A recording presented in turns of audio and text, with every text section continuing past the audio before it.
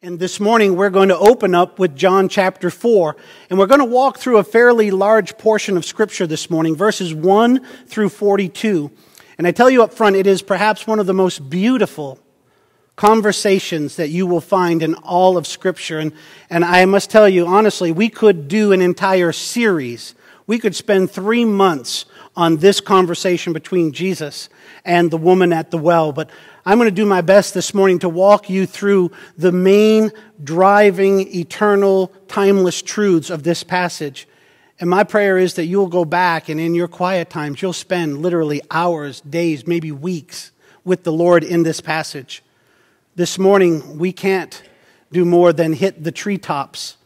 But my prayer is that you'll develop a sensitivity and a love for the forest that it represents. This is where we spent our time last week. We saw John the Baptist had a bunch of disciples, remember? Who were really snubbing Jesus. They were a little upset because Jesus was messing up their ministry. I mean, just wrap your head around that a little bit, right?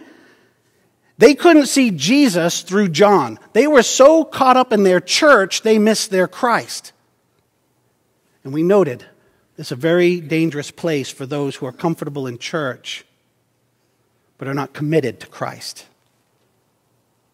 And I just want you to think about this. Have you ever felt that Jesus just might be messing up your ministry? That's what we saw. Your relationships, even in the church, mean nothing if they're not grounded, centered in, and empowered by Christ alone. This was the point, and it leads us to where we find ourselves today.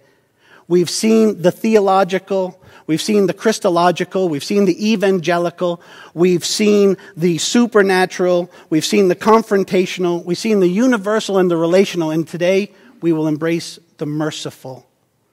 And you and I will see what happens when the mercy of God, displayed in the person of Jesus the Christ, becomes personal. When the merciful God becomes the personal God.